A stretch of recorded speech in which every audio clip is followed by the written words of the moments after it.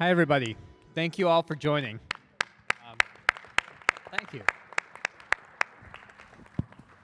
Just to introduce myself, my name is Rajen Sheth, and I'm responsible for our product group for AI and ML for Google Cloud. And what we're going to do today is give you an overview of what we're doing with AI and machine learning, take you through a lot of the product launches. You heard many of these in the keynote this morning, but obviously we didn't have a lot of time there, so we're going to go into a lot more depth here. And then there are many other breakout sessions which will go into even more depth. But what's particularly interesting is we have 3 of our customers here that are actually using many of the things that we're talking about. And so they're going to take you through how they're using it, what they're doing with it, and what they're seeing as a result of that. So I'm going to talk a little bit, and then Levent, Besik, who's the group product manager for many of the products within our team, is going to also be talking as well. And so our goal with this group and with our AI technologies is to really empower every enterprise to transform their business with AI. And we believe, and I sincerely believe, that AI is going to be as transformational or more transformational over the next 20 to 25 years than the internet has been over the last 25 years. And it has that kind of potential. I think we're just scratching the surface, though, in terms of what can actually be done and how people can use it. And it's gotten to the point where it's able to do more and more and more, but we're now starting to see the impact that it can have. And so with cloud AI, we've seen that momentum play out over the course of the last couple of years. And we have invested very heavily in bringing a lot of Google's AI technology to you as customers. And so we've had 60+ products and features launched over just the last 12 months. The Kaggle community, which is a good bellwether of kind of the data science community, has grown from about 700,000 when we acquired them 2 years ago at Next to 2.8 million now. There are 26 industry verticals served, and one of the things that we've really focused on is that we can't do this alone. We need to have a partner ecosystem around this, and so we now have 100+ partners that are building upon this to be able to serve customers in many, many different industries. And what we're trying to do is actually think of how do we bring together our products that make sense for customers. And we're really trying to build towards 2 different types of sets of users. First, we have the business users here on the left-hand side. And these are business decision makers who don't really care about the underlying technology per se, but what they care about is what ROI is this going to have for the business? Is it solving a critical problem for them? And so we need to go beyond just the tools towards how we can solve some business problems. And that's really where our cloud AI solutions come in to play. On the other hand, we have builders.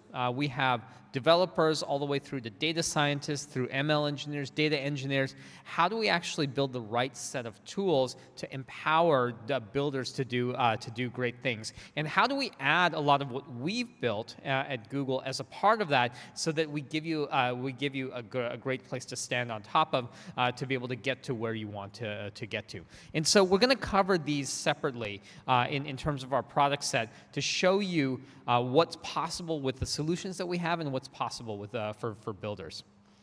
So we're going to start with solutions, and I'd like to welcome up Levent Besik, who's going to take you through the solutions and then the builder tools. Thank you. Hey folks, I'm Levent. So as Rajen said, we have a lot of business users and enterprises that are looking for off-the-shelf, ready-to-go solutions that they can easily and quickly deploy now and here to really achieve the power of AI in their enterprises. This is where the transformation happens for them, right? To address that, we're really deeply investing in various solution areas where AI really lends itself well to disrupt and actually innovate quite a bit to address those workflow challenges. So there are 3 areas of focus that we're investing heavily in this year. This is document understanding, contact centers, and retail AI. These are areas where major enterprise pain exists today. We see that AI in these areas individually can drive a lot of value. So for instance, in document understanding, AI can enable customers can easily and cost-effectively extract information and insights from, in most cases, dormant documents in their enterprise, and then they can drive business actions out of that. Contact centers still remain to be a key touch point for many enterprises with their consumers. And it's often not as good of a relation or experience as it could be for most of those consumers. AI can really help to make that customer experience much more smoother, much more pleasant, but also can increase agent efficiency in contact centers. And finally, in retail, there's a lot of structured data that AI can leverage to really drive sales, may it be with hyper-personal recommendations or visual product search. We have individual separate sessions for each of these areas, so please check them out if you haven't. But nothing really speaks to the power of these solutions as well as customer success stories. And I'd love to now invite Kathy Paolo on stage right now from Disney to talk about how they use our recommendation AI solution as part of our retail AI group to really drive business results. Kathy.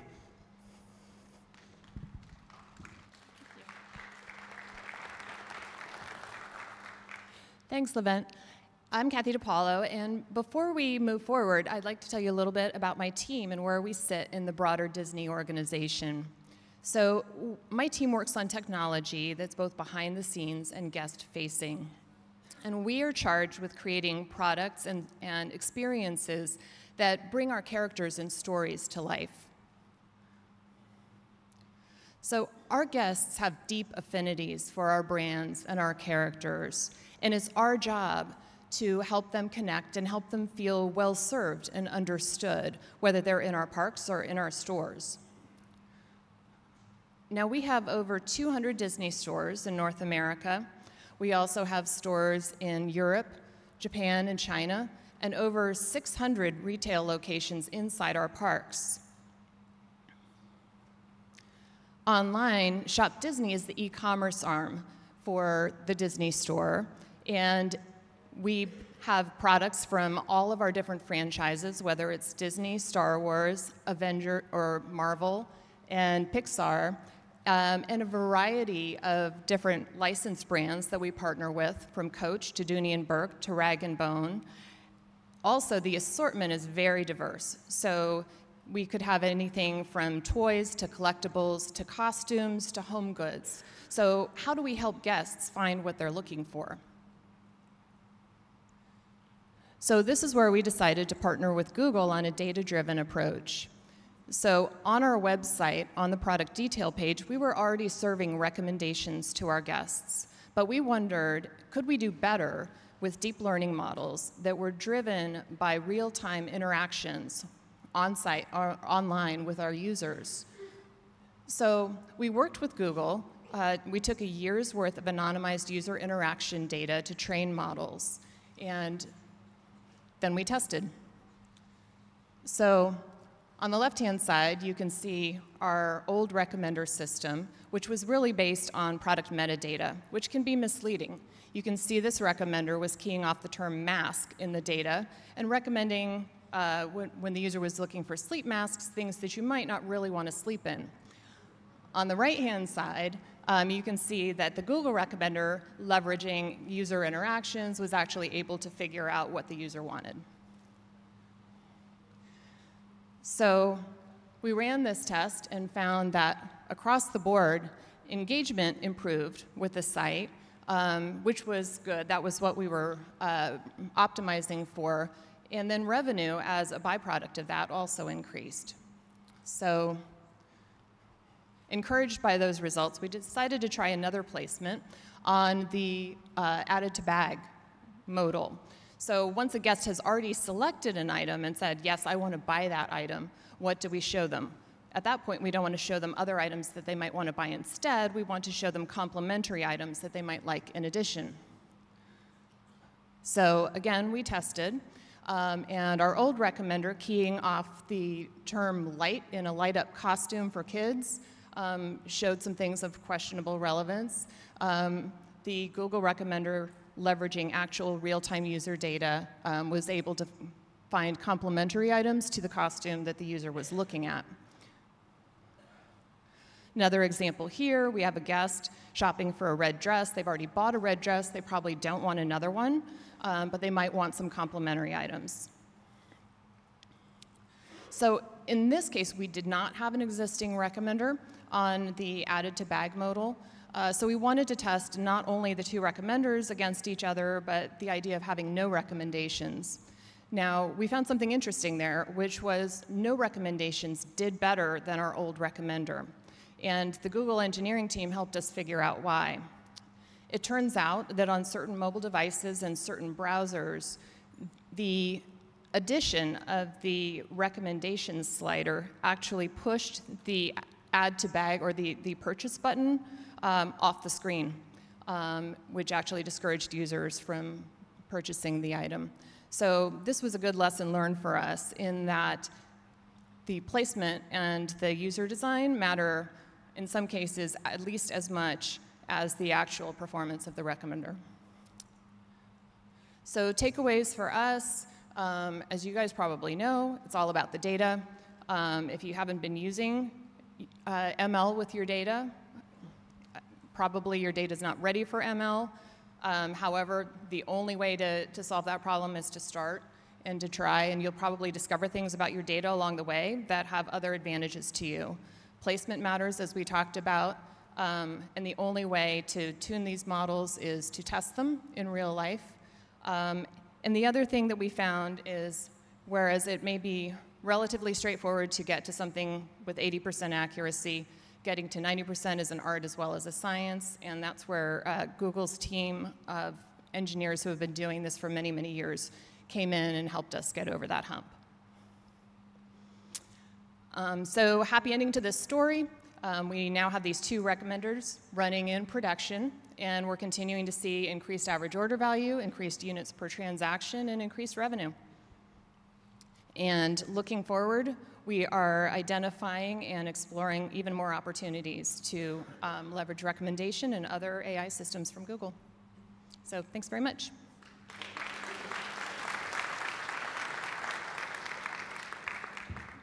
Thank you, Kathy. That's really impressive.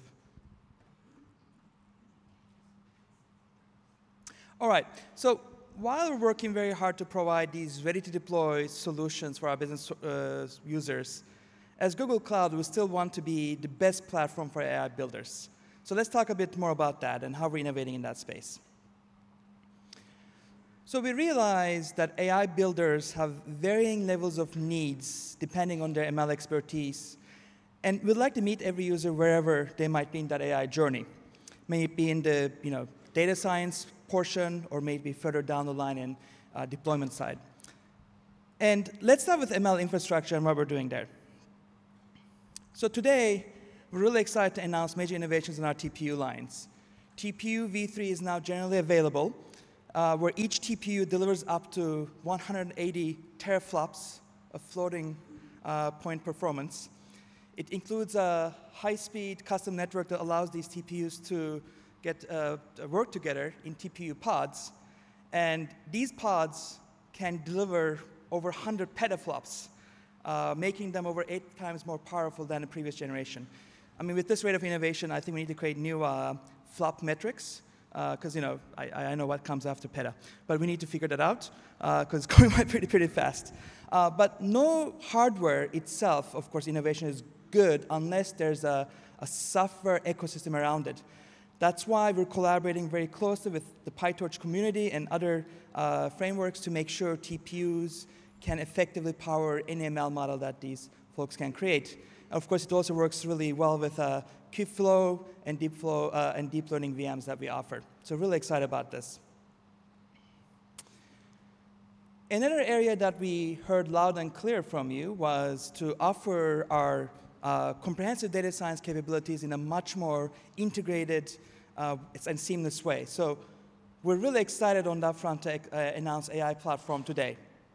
AI Platform is basically an end-to-end code-based development environment for AI inside GCP console. It integrates tools chain from data engineering to model deployment with no lock-in. It supports Kubeflow and other frameworks. Of course, with Kubeflow and GKE, you can run this on-prem as well as in Google Cloud seamlessly. and it gives you access to cutting-edge Google AI technology like TensorFlow, TPUs, TFX tools that you can deploy anywhere. So really excited about bringing AI platform as an integrated, seamless experience to data scientist friends.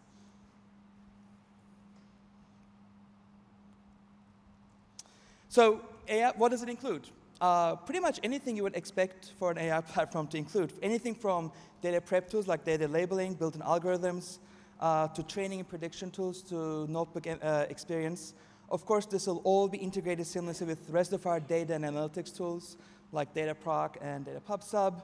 And it will be integrated with the AI Hub, which I'll talk in a bit later today. And it also works on-prem, not just on the cloud, with Kubeflow and GKE.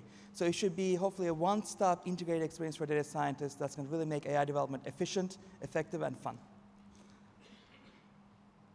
So on that note, the other thing that we're really super excited to announce today is AI Hub in beta. We want to make collaboration between creators and consumers of AI content within an organization really easy and simple and effective. AI is often a team sport. There are a lot of players is involved in creating that ML content that gets later deployed into various areas. And we want to make sure that we offer a one-stop shop for those consumers. We also want to make sure that our ML developers or engineers don't start from a blinking cursor. We want to start them with a one-stop shop, again, environment where they can easily, quickly find pipelines that they can reuse and start their work on top of that. So we're really excited to offer AI Hub, which is essentially that, a one-stop catalog for all users to discover machine learning pipelines that can be deployed on GCP or on-prem in a few simple steps. It comes also with enterprise-grade access controls. So not only you can control sharing of your pipelines and content within your enterprise effectively and securely, but you can also actually access third-party content easily, both from Google and from our third-party partners. So again, our goal is to create this one-stop catalog and make AI development flywheel much faster and effective for everyone. Now, to talk about how they have been using and leveraging AI platform for their business, I'd like to invite Kyle Story from Descartes Labs to stage. Kyle. Thank you. I'm Kyle Story, a computer vision engineer at Descartes Labs. So at Descartes, we are working on building a data refinery to understand our planet. And at the present moment, we're focusing primarily on satellite imagery. So to give you a sense of why we work within this domain, I want to jump directly into an example. This is a picture taken from the Landsat satellite of the campfire that erupted in Northern California earlier in late last year. And so I actually first saw this image on Sunday, November 11th, when I was sitting in my living room and smoke was blowing down into the Bay Area. And I wanted to understand what was going on with the campfire, so I pulled up the most recent satellite image that we had in our platform, and this is what I found. I'd also been seeing reports of many buildings, in particular in Paradise, being burnt. So I pulled up a machine learning output from a neural net model that I developed to map building footprints in high-resolution satellite imagery, and overlaid that on top. You see that here in pink. And then you can't really see through the smoke in this image, but satellite imagery takes pictures across a wide range of spectral bands. So I switched the spectral bands to include the shortwave infrared and the near-infrared bands, and you're now seeing where the fire is actively burning. And you can see in this image from Thursday that you can see that it's actually burning up these neighborhoods in this image, which is kind of terrifying. But this gives you some sense of the power of satellite imagery in order to understand the world around us. Another satellite that we, I may not be able to show this video, but another satellite that we work with is the GOES satellite. It takes a picture of the United States once every 5 minutes. Those data are downloaded immediately. We ingest that data in real time into our platform, and we've been able to demonstrate seeing that imagery in our platform within 10 minutes of the shutter taking a picture on the satellite. And what this means is that we're now developing a real-time wildfire monitoring system where we believe that we'll be able to detect wildfires basically as soon as they erupt and then be able to alert the necessary authorities in order to take action. So that's a little bit of an introduction to satellite imagery and why we work in this domain. But it's a challenging data set to work with. And you can think about that as a big data problem and kind of contextualize it as the 3 V's. So these data sets are massive. This image here is 3.1 trillion pixels. It's just one composite of the Earth. We now have around 15 petabytes of data stored in Google Cloud that we work with on a daily basis. We work with a wide variety of data, so different types, different modalities, different spatial resolutions, and different spectral resolutions, and then other types of non-imagery to be able to pull together value for our customers. So being able to access, understand, and use those data is critically important. And then finally, velocity. And I think about velocity in this case in 3 different ways. First, with a massive catalog of data like this, we need to be able to find and access that data very quickly and efficiently. Second, once we have an algorithm that works, we need to be able to compute and run it over a massive amount of data efficiently. And third, for myself as a scientist, I want to be able to develop algorithms quickly and efficiently to be able to get to answers that my customers care about. So with this massive catalog of data along those lines, that raw data is not inherently valuable itself. What matters is distilling that down into information and decisions that we and our customers can make. So this requires understanding and working with a variety of multimodal data, understanding the temporal context, seeing how things change on the surface of Earth over time. And for these reasons, we find that machine learning is a particularly powerful way of approaching an analysis of satellite imagery and deriving insights.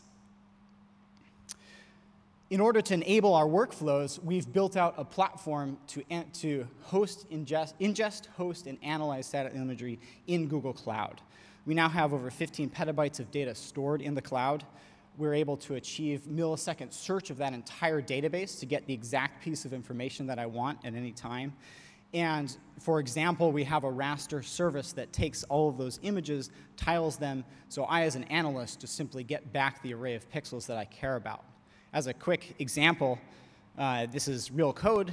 In order to make this image over the county of New Mexico, it only requires 4 lines with our API.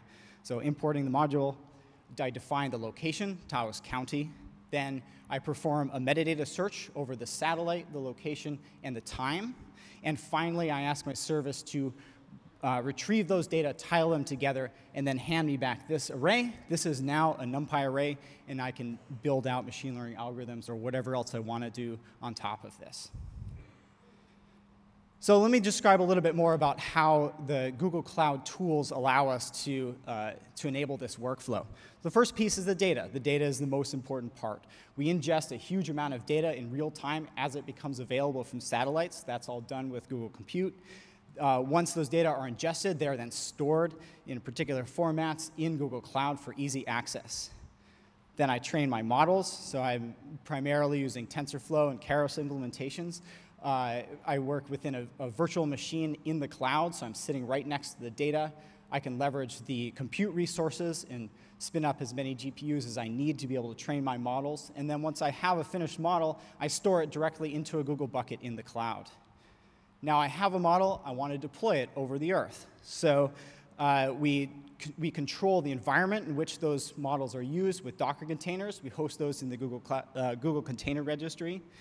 Then we've developed an asynchronous task system that's Kubernetes native that spawns out tasks as preemptible VMs. Many of these problems are embarrassingly parallel, so I can just chop up the Earth into lots of little pieces. Each VM gets a piece of the Earth, it gets my model, it runs the model predictions, and then uploads to a catalog product again in Google Cloud. It's a very seamless, very scalable way of analyzing the Earth, and it allows us to scale out these resources in an automatic way and then collapse them back down as they're not needed. So just to give a couple examples of what this looks like in practice, here is, again, an output of that neural net model that maps building footprints in high-resolution satellite imagery. So this is showing San Francisco. We've used these results to try to understand energy demand and to try to understand regulatory compliance for some of our customers. And then to kind of demonstrate how we're able to do this at scale, as Hurricane Florence was arriving last fall, I mapped North and South Carolina overnight in order to understand what buildings were going to be at risk. Similar machine learning approach, but now different application. This is now mapping trees and understanding where trees are. This is from a blog post that we wrote showing New York City, but this runs anywhere that we have this, this imagery from Airbus. And so we've run it over a variety of cities across the world, and then we've also used it to try to understand the proximity of trees to buildings, where trees might be in a position where they could damage buildings. We do quite a bit of work in object detection, so finding objects that you care about in satellite imagery. Here's an example of a model to find wind turbines, and then using Google Cloud, we ran this overnight and mapped the United States.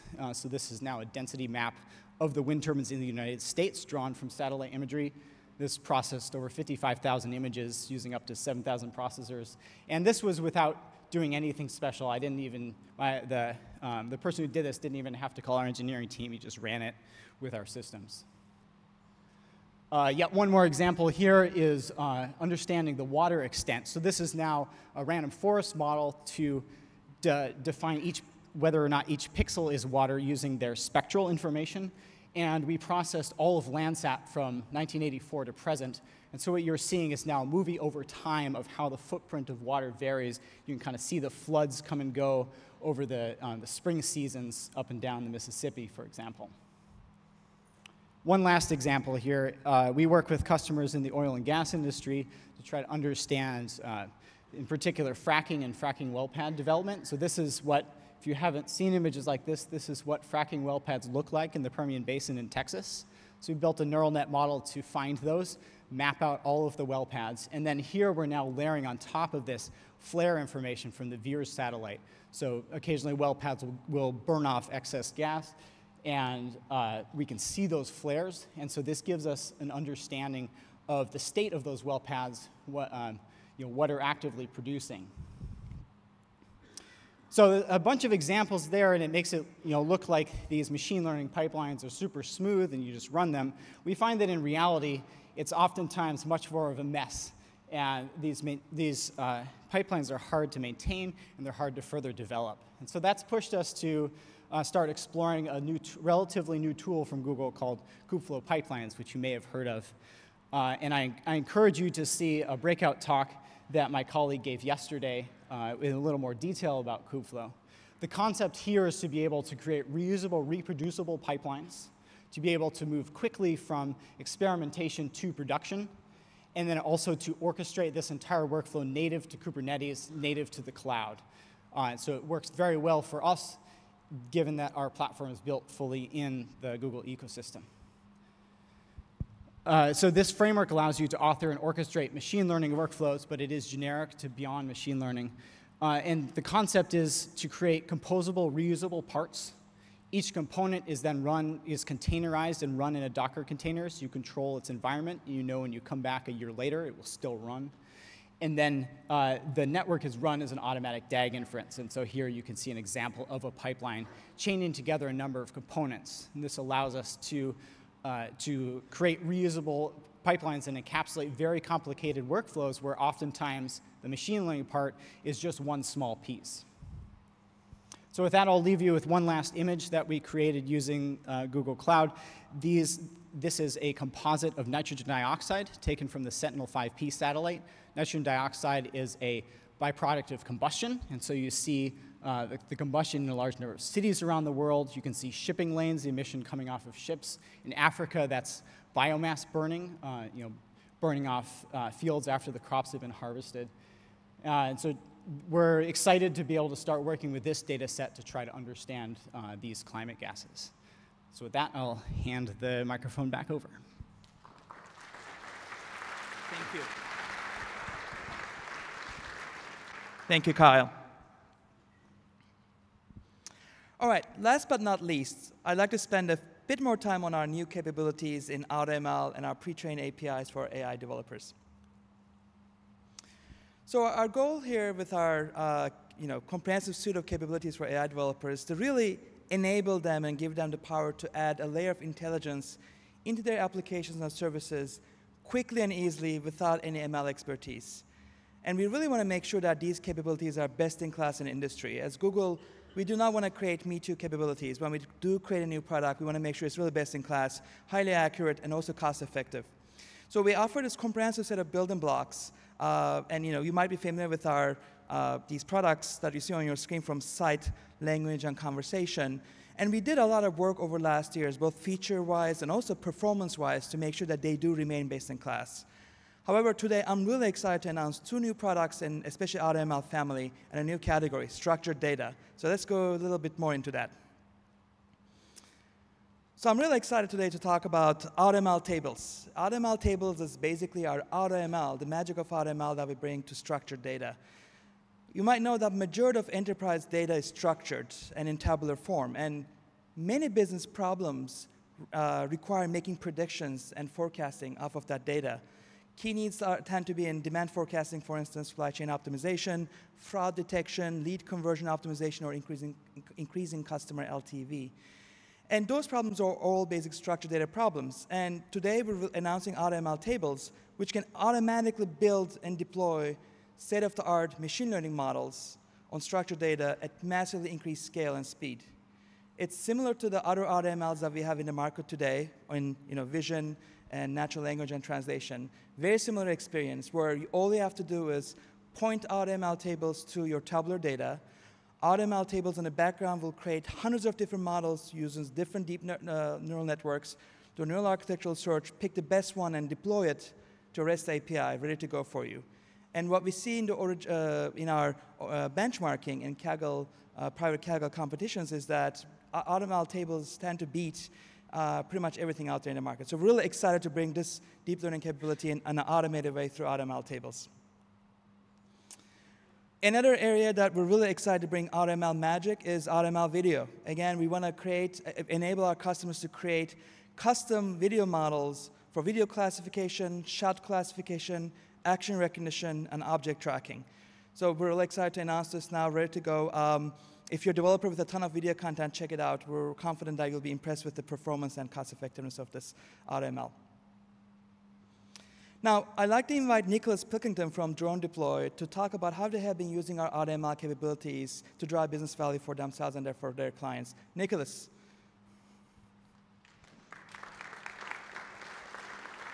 Thank you. Awesome, thank you. Good afternoon, everyone. My name is Nicholas Pilkington. I'm the CTO and one of the co-founders of Drone Deploy. We're a software company based in San Francisco, and we're just over 100 people now. When myself and my co-founders started Drone Deploy in 2013, what we were actually looking for was a way to control drones to police rhino poaching in South Africa. We're all South African, and there's a very big problem with ivory poaching in South Africa, and we thought that drones would be a really good solution to police the boundaries of national parks.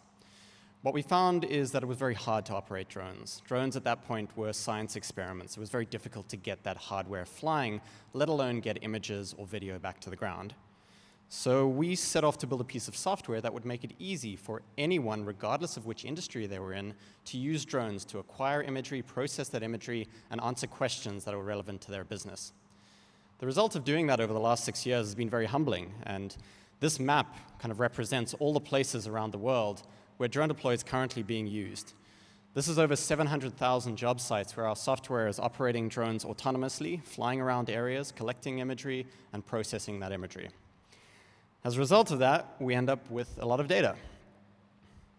Like I said, over 600,000 job sites, over 60 million acres of imagery, and this is really high-resolution imagery. We're going down to about 1 centimeter per pixel, so you can see a nickel on the ground. First, I kind of need to give an overview of what we're actually doing here. We don't build drones. We don't build any hardware. Drone Deploy is a software platform that allows our customers to go through this 3-step process: fly, process, and analyze. Fly is our software that actually flies the drone. These are autonomous vehicles flying on their own over an area, collecting imagery from the top and oblique imagery. Process takes all that source imagery and generates 3D data products: orthomosaics, elevation models, 3D models. And then analyze is a bunch of tools in the browser that lets our customers answer questions. Now, questions vary based on industry. In construction, you might be looking at progress on your construction sites. In agriculture, you might be looking at where your crops are under stress. In search and rescue, you might be looking for people. There's conservation, forestry, infrastructure inspection. It's a very horizontal platform with a lot of use cases. And our photogrammetry pipelines are pumping out thousands of these 3D models and digitizations of scenes every single day. The result of that is lots of pretty pictures, lots of cool 3D data, but also tons and tons of pixels. Pixels across different industries, and like I said, very, very small pixels, 1 centimeter and below. So we kind of have this unifying vision for machine learning at Drone Deploy. We want to understand every pixel. Because if we can understand every pixel and we can understand the contents of every scene, we can really help our customers. We can take the jobs that they are doing manually that are either dangerous, time-consuming, or error-prone, and we can remove them and replace them with machine learning solutions. One of the first products that we released was related to progress tracking and monitoring. And this is built on top of Cloud MLE and the AutoML for object detection. And what we're going after here is problems that our customers have in tracking number of objects, locations of objects, and what those objects are in a site. Now, we can't pretend to be able to know everything that our customers are looking to track and looking to count. So what we started building was a general counting tool that would let our customers define the objects that they were interested in counting and tracking, and would automatically run on all of their digital scenes and generate progress reports for them. We call that product Count AI, and these are some examples of the sort of things that it's counting and tracking. We built this off the back of our customers manually counting millions of things in the Drone Deploy interface themselves manually, which gave us a very good indication that this was a good problem to go after. So what you're seeing is a combination of custom models running on Cloud MLE and object detection models running on AutoML that are counting a variety of things.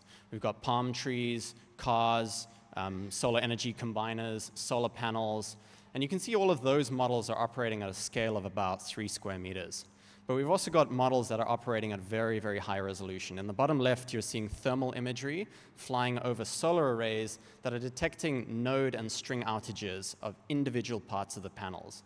So in order to do those sort of object detection models, you really need really high resolution imagery of the drone flying very close. And that's the first time that someone's been able to provide this type of data for the maintenance of big solar arrays. So this is very exciting, and we're going way beyond this. We really want to sort of push even further, focus on the really high resolution use cases, and make it very easy for our customers to track, train, and detect any number of objects in their scenes. The next problem we went after was accuracy. When you're reconstructing a scene in 3D from source images, one of the ways that you try and maintain accuracy or increase accuracy in that scene is something called ground control. Now, ground control are these big markers that are painted on the ground by a surveyor, and the center of that marker is measured with a very high-resolution GPS. As the drone flies over these scenes, each of the photographs or video frames that it takes will contain some images of that ground control marker. Afterwards, the surveyor then has to go through those images, potentially thousands of images, and find the exact center of each of those ground control markers. And then we use that information during photogrammetry to very accurately estimate the location of the cameras and the distortion model of the lens to generate very accurate 3D reconstructions. But that process is obviously tedious. So again, we use the combination of AutoML for object detection and our own custom models for sub-pixel refinement to go through the source images that the drones are collecting, find the markers on the ground, and also find the exact pixel center of the markers. So this is kind of like playing Where's Waldo, because each of those markers you see in the bottom left is typically around 24 pixels by 24 pixels in a source image that is going to be about 20 megapixels. And not only do we need to find the markers, and sometimes there are nice uniform patterns, sometimes somebody's just sprayed across on the ground in a color or drawn some sort of shape that's registered to them, but it's very hard for us to learn. So we not only need to learn what the markers look like, we also need to find the exact pixel centers.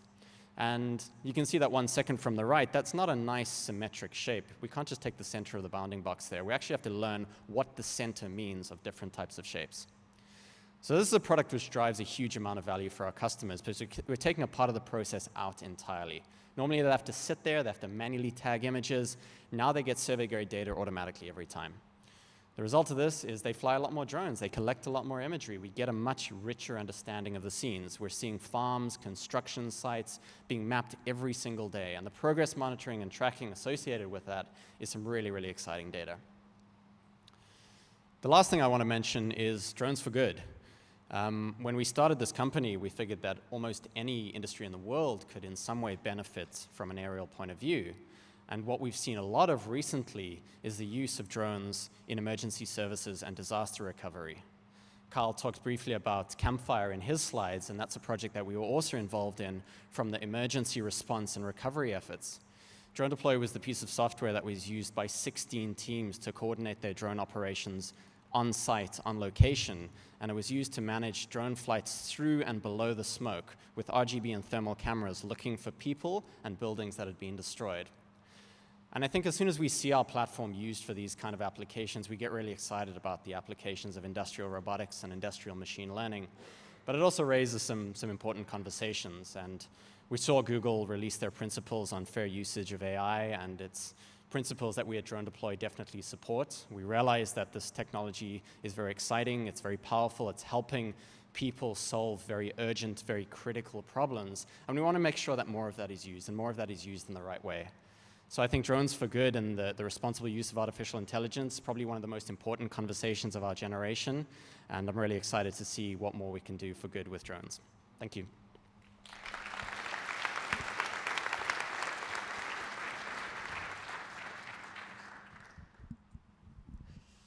Thank you. That was a great use case.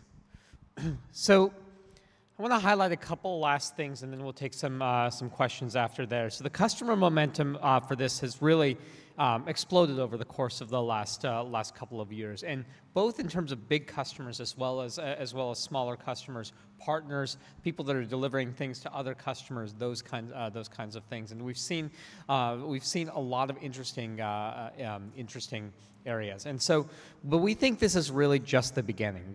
We think that we're at really the tip of the iceberg. And you know, as I was talking about this morning, a lot of these things seemed very futuristic a couple of years ago, but are now possible. And so we really believe that we're on the cusp of something big in terms of how people can actually use these technologies and really transform themselves. And so we're looking forward to working with all of you to try to bring these technologies to you.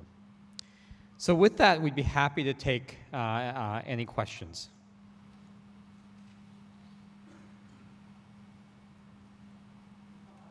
All right. Yep. Thank you.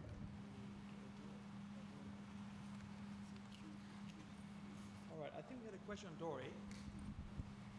I don't see it in front of me, but if I remember correctly, someone asked about whether you can, in the recommendation AI solution, whether we can use other external data sources like weather, traffic, whatnot, right, in addition to user data. Absolutely, you can join those data sources as input to a recommendation engine. We'll, of course, use that as an external data source, and we'll definitely be able to recommend upon that. Any other questions? Once? Oh, there's one here. Yes, sir. I wonder if you tried mixing content and the visual models. Is there any content? Yeah, we did include product catalog data as well. Anything else? Oh, yes. Yes, sir.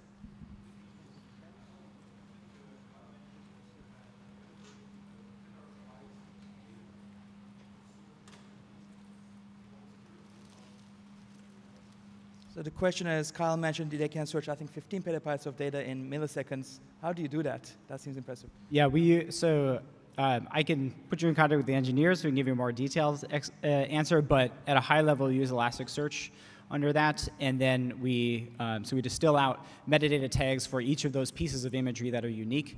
We then put that into an Elasticsearch database, and then have a highly parallel system that is able to search that database.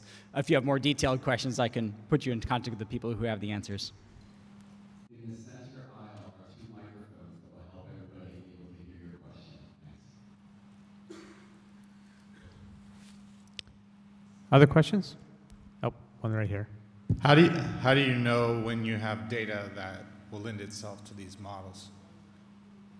How do you identify data in your organization that's going to be served by these type of models? Sorry, we didn't fully hear you. How do you find the data in your organization to use these models against it? Like, what do you look for when you have a data set? Like, you have images, right? Images, not every organization has petabytes of images, right? But if you're looking for product data or customer data, what do you need on that data to put into these models?